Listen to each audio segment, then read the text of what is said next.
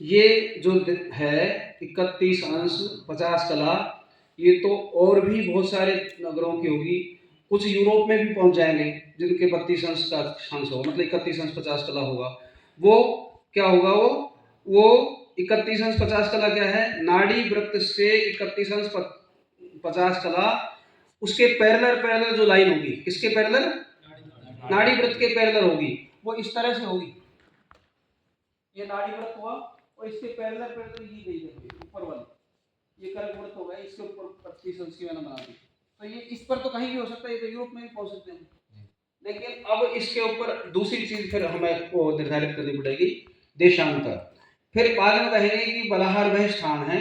अब एक बात से बात नहीं बनी तो दूसरी बात कहेंगे कि जिसका देशांतर 78 डिग्री है, मुझे याद नहीं, शायद 78 पता नहीं कितना है, तो 78 अंश है। अक्षांश नहीं बोला, केवल देशांतर बोला, तब भी बात बन जाएगी क्या, नहीं बनेगी, क्योंकि वो फिर उत्तर से दक्षिण तक वो लाइन जो जाएगी वो उससे भी कहीं हो सकता है, उसका पूरी लाइन का ही उत्तर से लेकर दक्षिण दोनों ध्रुवों में जाने वाली जो लाइन है वो पूरी के पूरे 78 अंश के देशांतर की है। तो दोनों को एक साथ बोलना पड़ेगा, क्या, बलाहार वह स्थान है जिसका अक्षांश 32 या 31 अंश 50 कला और देशांतर उसका 78 अंश है, 78 77.5 जहाँ का जो भी है, तो वो निश्चित एग्जैक्ट पॉइंट वही होगा। फिर अब वो इधर उधर नहीं हो सकता, बिल्कुल जो है कर्सर आपका एग्जैक्ट वहीं पहुंचेगा।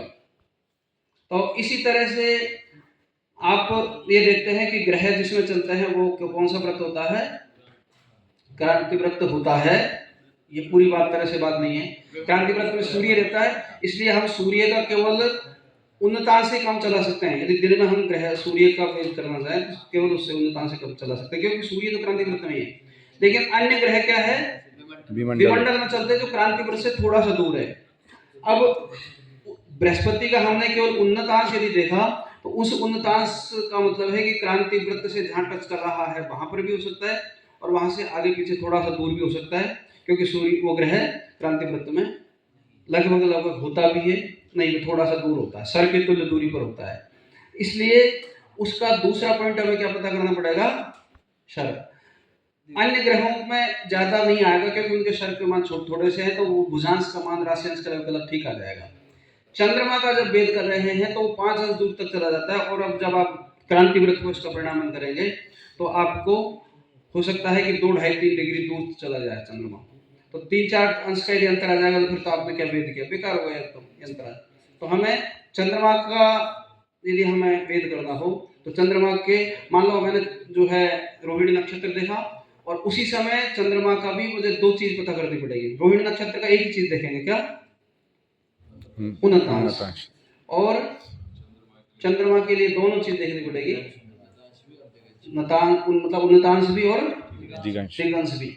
तो दिगंश और उन्नतांश देख करके उस दिगंश और उस उन्नतांश का पॉइंट कहाँ जाके मिल रहा है और उस पॉइंट के पास क्रांति वृत्त का कौन सा बिंदु सबसे नजदीक है, मतलब उसके ऊपर लग डाल देंगे क्रांति उस बिंदु से, वो तो उसका भुजांश हो गया, उतने राशियांश लेवल हो गए जहां जाके पड़ा, और जितनी दूरी हो गई वो पॉइंट की वो उसका शर हो गया।